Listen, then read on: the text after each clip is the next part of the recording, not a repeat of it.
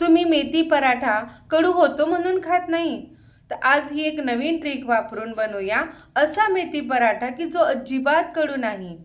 बाहेरून खुसखुशीत आणि आतून एकदम मऊ. भरपूर मेथी असली तरी चव मात्र जबरदस्त.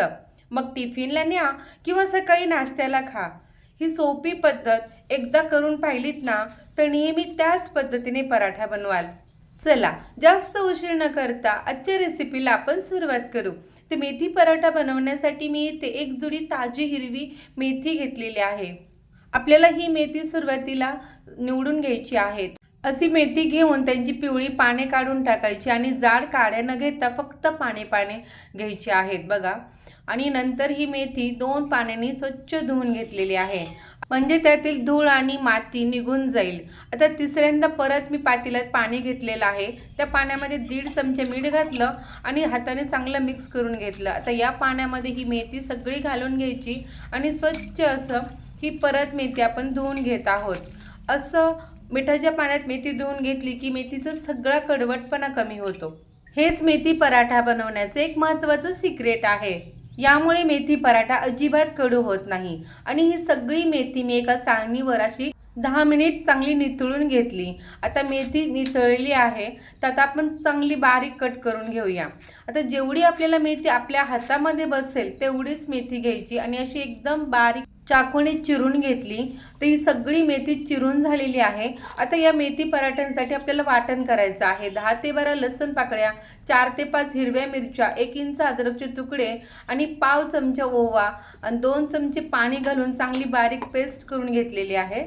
आता ही पेस्ट साईडला ठेवते आणि एका परातीमध्ये 2.5 कप गव्हाचं चाळून घेतलेलं पीठ घ्यायचं आहे आणि नंतर पाव कप आपल्याला बेसन पीठ घ्यायचं आहे. मेथीच्या पराठ्यांमध्ये बेसन पीठ घातलं की पराठे चांगले खमंग होतात आणि मेथीमध्ये असणारं जे मॉइश्चर असतं तेही या बेसन पीठमुळे शोषलं जातं. आता पिठामध्ये घालायचं हिरवी मिरचीचा ठेचा, अर्धा चमचा लाल मिरची पावडर, अर्धा चमचा धनेपूड, पाव चमचा हळद आणि पाव चमचा आपल्याला घालायचं जिरेपूड. आता चवीनुसार मीठ घातलं आणि त्यानंतर आपल्याला 2 चमचे असं कच्चं तेल घालायचंय. तेल घातले की पराठे हे आतून एकदम मऊ होतात. हे सुद्धा एक आपल्या मेथी पराठ्यांचं सिक्रेट आहे. तर आता बारीक केलेली मेथी घालून घेऊ आणि हाताने चांगलं मिक्स करून घ्यायचं आहे, कारण मेथीमध्ये मॉइश्चर असतं. असं सगळं हाताने चांगलं मिक्स करून घ्यायचं, त्यामुळे तेल जे घातलं आहे ते सगळं पिठाला व्यवस्थित लागलं जातं. आता बघा हे सगळं छान मी मिक्स करून घेतलेलं आहे.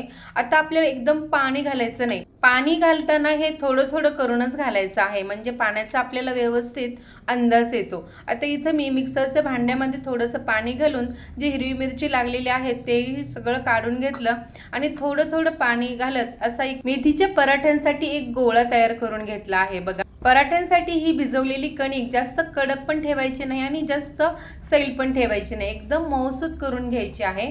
आणि 1 चमचा तेल लावून परत मी चोळून घेतलं, कारण हे 10 मिनिटासाठी आपण झाकून ठेवणार आहोत. या कणकीला वरून तेल लावलं की कणिक ही लवकर मऊ होते आणि कणिक सुकली पण जात नाही. आता बघा 10 मिनिट झालेले आहेत. 3 ते 4 मिनिटासाठी परत मी ही कणिक चांगली मऊ करून घेते, जेणेकरून आपले पराठे हे चांगले फुगतील आणि चांगले मऊसूत होतील. तुम्ही ते पाहू शकताय बघा की आपली या मेथी पराठ्यांसाठी जी कणिक आहे ती किती मऊसूत केलेली आहे. तर आता सुकं पीठ घ्यायचं आणि एक उंडा करून घेतला आहे. त्या उंड्याला असं सुकं पीठ लावून घेतलं आणि एक पराठा लाटून घेऊ. पराठा लाटताना एकदम हलक्या हाताने लाटायचा की जेणेकरून तो सगळ्या बाजूने व्यवस्थित लाटला जाईल. कुठे जाड कुठे पातळ ठेवायचा नाही. आणि असा पराठा लाटून घेतला आहे. आता इथे एक पराठ्याला लेयर येण्यासाठी मी एक ट्रिक वापरत आहे. इथे बघा मी गावरान तूप लावून घेतलं, जास्त नाही लावायचं. ब्रशने सगळीकडे व्यवस्थित असं पसरून घ्यायचं आणि त्याच्यावर सुकं पीठ आपलं भुरभुरायचं.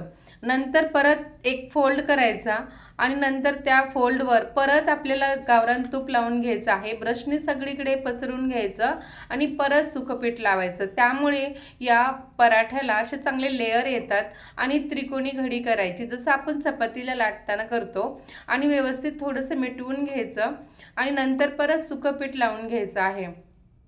व्यवस्थित सगळ्या बाजूने लावून घेतलं, कारण जेणेकरून आपलं पराठा या पोळपाटाला चिकटणार नाही. आणि नंतर मी त्रिकोणीच पराठा लाटत आहे. तुम्ही गोलसुद्धा करू शकता, पण त्रिकोणी पराठे असे की मुलांना एकदम छान वाटतात बघायला आणि खायला पण मुलं एकदम आवडीने खातात. हा पराठा लाटत असताना जरा जास्तीचं पीठ आहे ते आपल्याला काढून टाकायचं आहे, कारण जर सुकं पीठ जास्त पराठ्याला लागलेलं असेल तर पराठा वरून कडक बनतो. तर बघा, आणि व्यवस्थित हलक्या हातानेच मी त्रिकोणी असा हा पराठा लाटून घेतलेला आहे. जास्त पातळ केला नाही आणि जास्त जाडी ठेवला नाही. तर ही पराठा लाटत असतानाच मी तवासुद्धा गरम करून घेतला. तवा गरम करताना मध्यम गरम करून घ्यायचा आणि पराठा घालून घेतला आहे तव्यावर.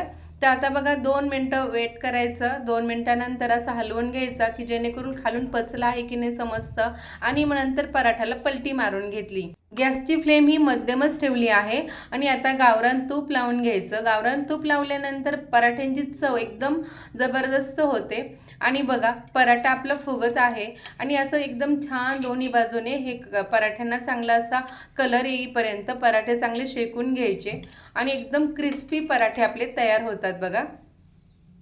शेवटी गॅसची फ्लेम एकदम कमी करायची आणि दोन्ही बाजूने चांगला क्रिस्पी पराठे असे भाजून घ्यायचे आहेत.